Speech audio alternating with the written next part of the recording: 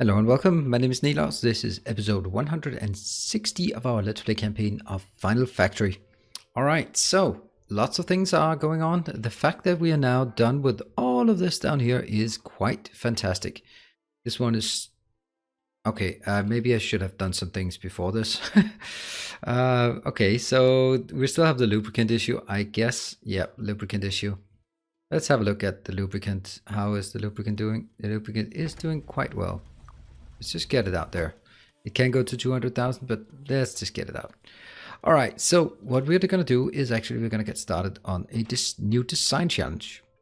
Let's just check the deposit. Yeah, we ran out of purple science. I will just bring it in just because we want to keep it operational. So keep it going. Cool. Should have done that before so you wouldn't have noticed, but that's a different matter. All right, so I have a number of challenges to do now. What I have done a bit of a sort of a napkin math. I like this one. 62 million. My productivity bonus is currently, let's call it 300%. That means for every these 62 becomes 4 times as much. That is blah something. What I've calculated is, oh, I'm going to show that calculation. That's actually pretty cool. So I want to craft the base here, the main base. This is a challenge. This main base is going to be retooled, starting a bit further up and then moving down into producing a lot of science. No, absolutely no science, but actually producing the rocket parts and the satellite. So what I did was I said, I want to craft here 3, now that's rockets per minute, and 3 per minute. And then I started going down here and saying, all right, well, that means 95 of these. And what I basically came up with is this part. So the parts that you need to keep in mind is when it says 1.4 electric furnaces and 593 assemblers, then that means this is, and also 127 chemical plants. Yeah. That's actually the number of machines needed to support this.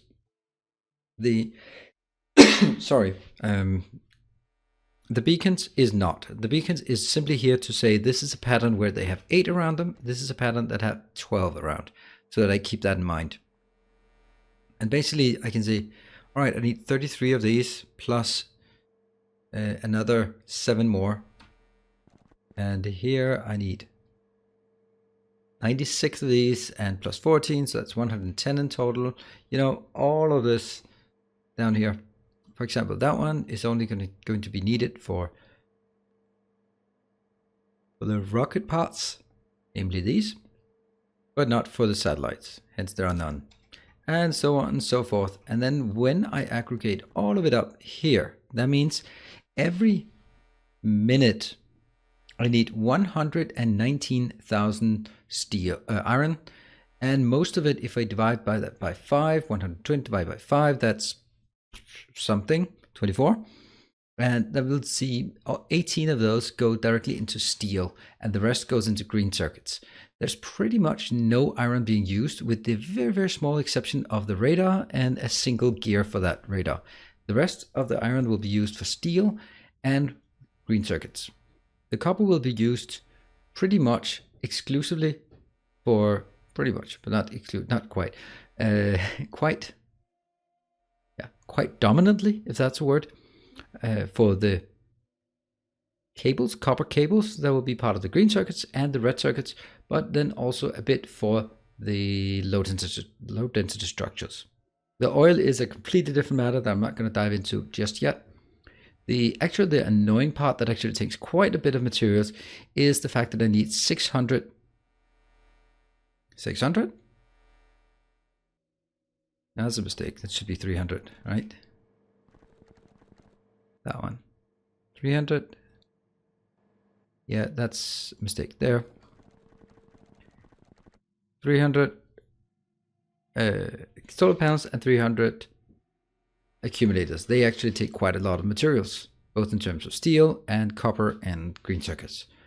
Right, so that's our challenge. The one thing that I've noticed is that if I need a lot of, this basically means 100,000 iron ore per minute will go straight into steel.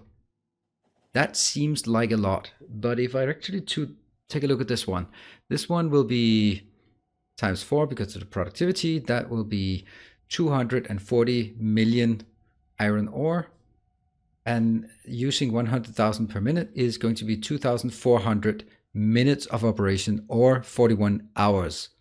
So when you look at it that way, it's not actually a problem. So what I'm going to do, or what I want to do, is actually go over here and take this one and make this into steel on site, because that will minimize the amount of train traffic coming back in. Instead of bringing 100,000 iron in, then I bring 20,000 steel in. Yes, that's plus it stacks better, so that is a compression of a factor 10. 5 for the steel and a factor 2 for the fact that it stacks to twice as much. So we can get a factor 10 trains of ore or 1 train of steel. Easy peasy. We're going to take 1 train of steel coming in here. Unfortunately, that's not always the same. It's not actually possible. What I could do was take that one and that one and basically make a green circuit factory up here. It's not really going to make a big difference because the compression is about the same. But I could actually just compress it a bit and then bring it in afterwards. So I bring in not the ore, but actually the product. Now what I did here, I did spend some time on design because I am faced with a quite annoying design challenge, and that design challenge is the fact that I want these beaconed, moduled, and I also want to align to my grid, which of course I am right here. And the grid, this is pretty much, yeah. So this one, if we just look at it, it's a pretty neat one. There we go. Takes 80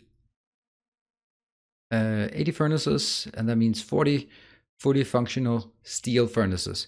There is one gap here. That one, I can't even go into the details of how it works, but that, okay, I'm gonna do it anyway. I'm gonna try to, oh, that's interesting why that one's there and that one's not. Whatever. All right, so one of the things is, this one is the easy one. It goes into here, becomes iron, or becomes iron plates, becomes steel plates, goes out. Likewise from here, ore comes in, becomes iron plate, becomes steel plates, and there. Perfect, right? However, that doesn't work when this one's in the way. So I'm gonna go in here, iron ore to iron plates to steel and out. Ore to plates to steel to out. And then when I look at the other thing, then I actually have to say, well, that one is not done correctly. There's actually a mistake here. That's good that I did. I thought there were way too many of these. Let's see that one. And I think, yep, autosave, take a drink. It's iron plates, that becomes steel plates, goes out here. Perfect. This one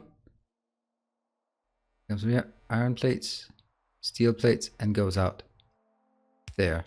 Except 1, 2, 3, 4. Where are you going? Who's that? That one belongs to this path. That one belongs to that path. No, there's no mistake. This one then goes up and in there. And this one goes in, and then it cannot bypass this, so it goes in here in the box, in another box, and in. It actually can perform. It will be fast enough, so that's pretty good.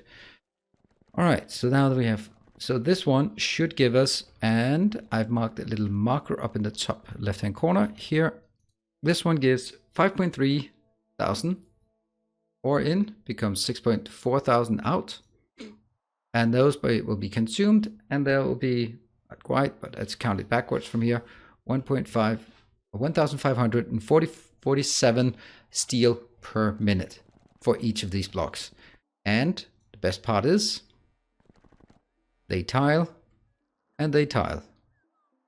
Yeah, so I could just stamp down 4 of these, and then I pretty much have enough steel, or 5 of them, and I will have enough steel, because 5 times 80 is 400, and that's actually Where is my calculation? It's here. How many did we need of these? 400 plus 94. Okay, so we just took 6 of these, and then I'm good. So 6 of these, 2 by 3, and then we're good. All right, but that's not what we're going to do today. That's one of the things that I want to deal with. What I want to do is actually start looking at some train tracks. All right, so I'm going to need space where there is no disturbance. Yeah, okay. That's definitely not the case. This part, I will take that out. There we go. That one, that's a bit annoying. I'll just put it somewhere else. Cool. All right. I'm going to start with something like this. This is a good starting point. And the difference is I will, in this case, actually be doing some different train tracks, right? Different trains. The trains will be, okay, let's do that one here. And already I must say this sucks. You could be closer, you could be closer, and you probably should be closer.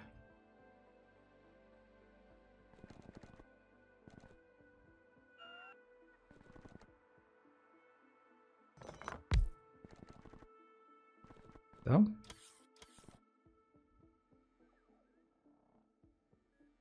If I do, why not?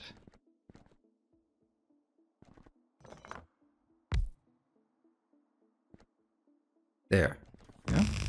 And that means I can fill this one in the middle completely up like this. Oops. Yeah, which is nice, all right? The one thing that doesn't work though is the fact that I can't build them in here. However, this is a good way to get rid of stuff. That means this becomes tileable. And I can make these here as well, yeah? Oh, I can actually also build this. Oh, that's nice.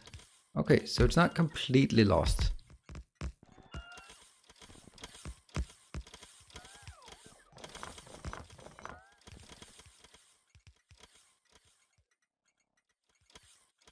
Really would like this to be in the middle. I can.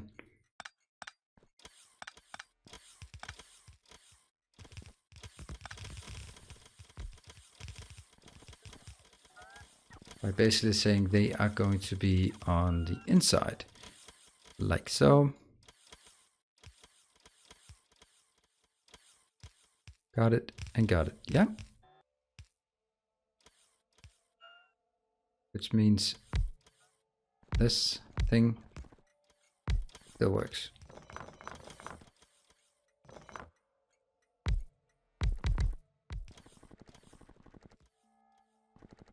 Yeah, that's about as good as it gets. Okay. All right, so this is pretty damn close to these stations. So this are 4 unloading stations I can take pretty close to each other. Is it even advantageous to make them this close? I don't know. I really just don't know. It's great to have them close, and then I can get them closer to the loading station, or sort of the storage. But I have to consider... Now at this point I don't really need a lot of iron or steel in, because I'm going to get 1 steel location, 1 iron location. And that's it. On this side. Maybe have 2 iron, 2 steel. And then have stackers in front. Should I have common stackers for all of these? No, I think so.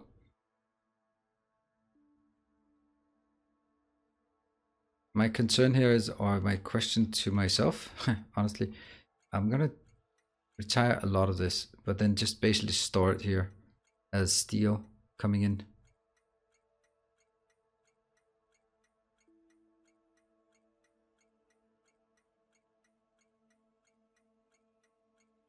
I'm just trying to figure out what I want. I mean, this one, I mean, it looks awesome, the fact that I can compress them this much. If this was iron ore coming in, then I would want them to be as close as possible. But I will still be stuck when it comes to the outbound stations, because they are going to be, oh, they're going to be totally screwed like this. Yeah. So that's no good anyway. Luckily, this one is not constrained at all by these.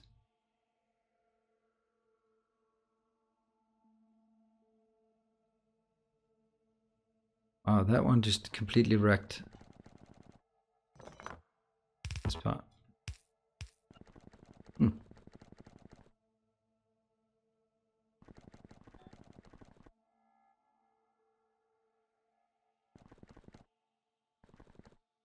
Like this. I mean, I don't like this. It's going to be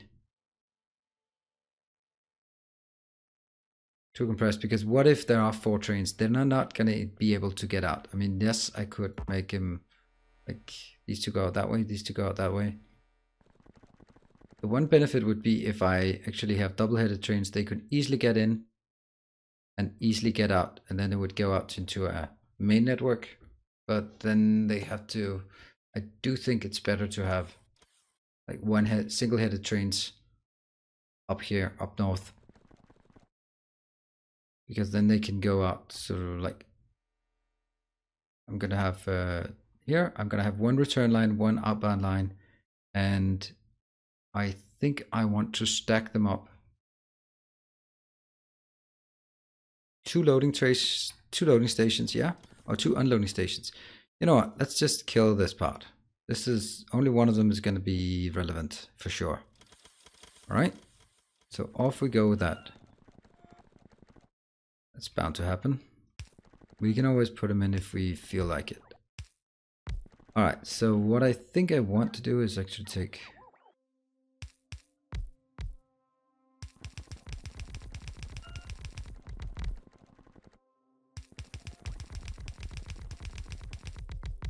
there we go.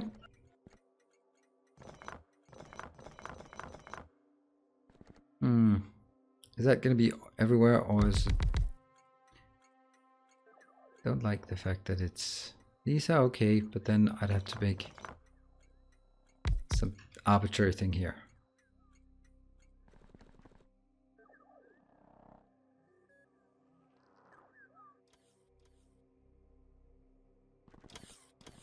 Yeah.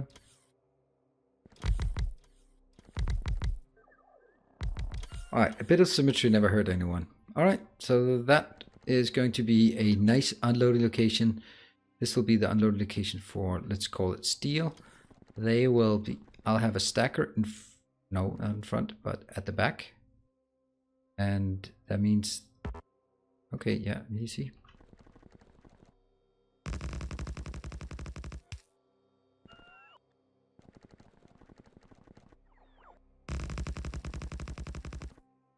The one thing that I really feel like is, that one goes out, and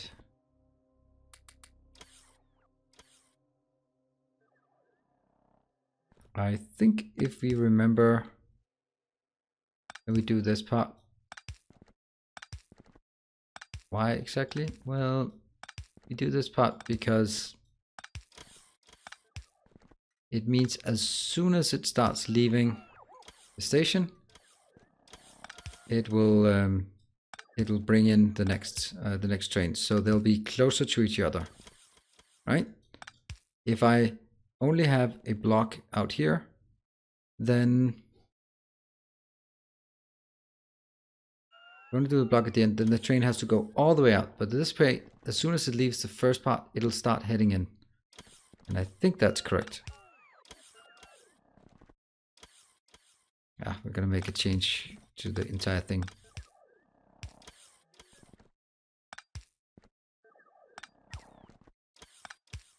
And then the lights, because lights are not completely useless.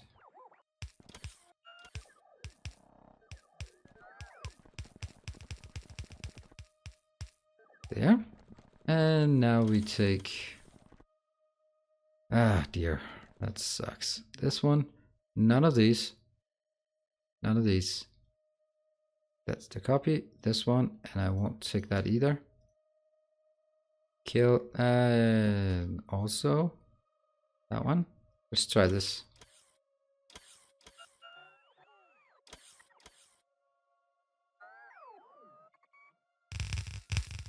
Whoa. Ah, come on, robots. Why do you have to do that? There we go. Oh, they're just returning.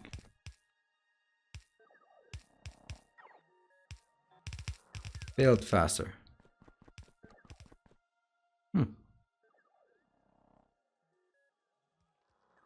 That was strange.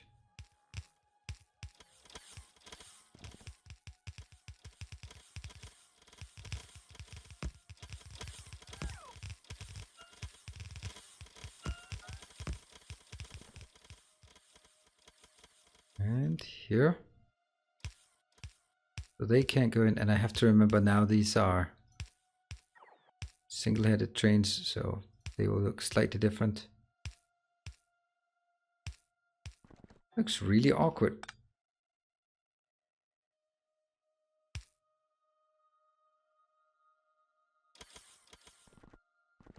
Alright, so the train can actually be positioned here. Point is that I will need to have 2 trains. 1, 2, 3, 4. I will need to be able to have 4 trains active at any given time. 7, 8.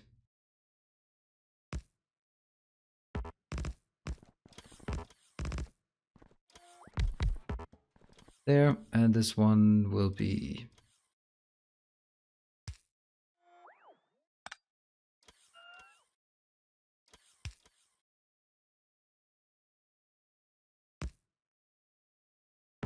I may have to do something about these trains.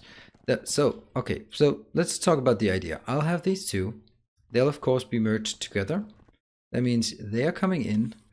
There will be 4 trains maximum that can be stored because these are steel trains. So I'm not gonna have more than 4 steel trains active at any given time. I hope. They're gonna go in here, go into this thing where it'll be very, very efficiently unloaded. And they'll be brought out immediately, like this, and like... God damn it, that's wrong.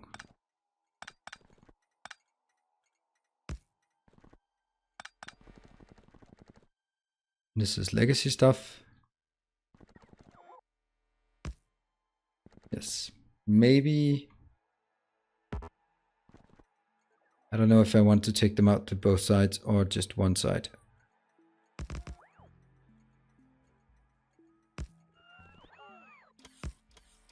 I definitely don't want them to go by here. Okay, let's have a look. That one. That one.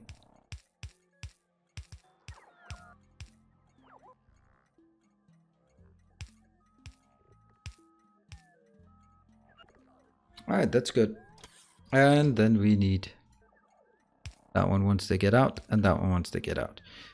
Right, so this is a pretty simple one. You know, I'd really like to see, can they go...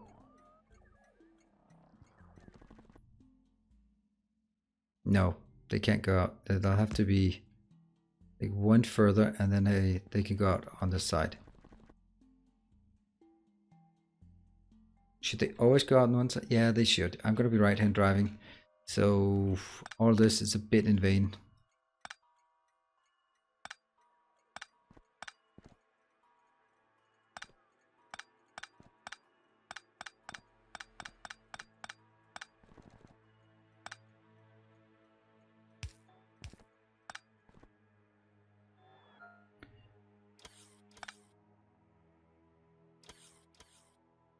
This is annoying that I can't get out before, or easier than this.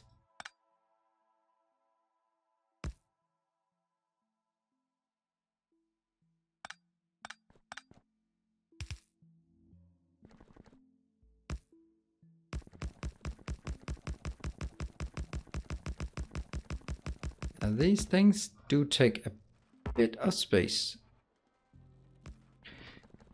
So let's have a look. This will be then a stacker. Oh, now I see the problem, right? Oh, they're copied, so that's why they blink on and off. See, the problem here is that if I do it this way, and I am going to come up from this side, it would be nice if I could go out from this side, go in and close by, and then I can go out, go out. That's not going to be happening. So actually I have to go in, around, down, then I could go up. So this one, the next thing I want to do is move this a bit, because I don't really need this very much. You keep going in. I just need to figure out how big of a space I need for storage. I think this storage has to be gone. I have to remove all the water, which isn't used for anything. Look at all this water. I need to clean that up. I need to figure out where they actually get some water from. See, there's some water here. I'm going to find that another place that's going to come from, because I need the space for my train station. So I'm probably going to draw a line here where I say I will have a storage location, which I can always just make nicer. I mean, this part is pretty good. Yeah. 1, 2, 3 blocks in between. I'm going to do a bit of thinking here, because once I place it and start building it, it's very difficult to get away from it. One thing there is this is a very long one, which works fine if it comes from the top and down. This will actually work fine if we are then pulling all the stuff downwards. But the travel distance from this one and down is actually quite high. What if I just took this blueprint and flipped it so it was this way? Then it'd be much closer to the storage location, and that would minimize the amount of robot travel time, which is not a trivial consideration at this point. I need to figure out how much space I need for storage. I need to figure out how much space I need for for storage, draw a line, and then figure out if I want it vertical or horizontal. Yeah, let me think about that. Let me know what you think in the comments, and we'll try a bit of different things. And the good thing with having 6,000 robots, construction robots on standby, is it doesn't really matter much if I make a mistake. I can always redo it. But I like this one. This is very intense, and that's exactly what I want. So that'll take the steel. What I could do was take this stacker and sort of fold it up on the side, so it comes in, stacks there, goes around when it's ready to go in. I could do that. Anyway, that's definitely going to be something we can take a look at in the next episode. So with that, thank you very much for joining, and I'll be seeing you in the next episode. Cheers. That's tomorrow. See you then. Bye.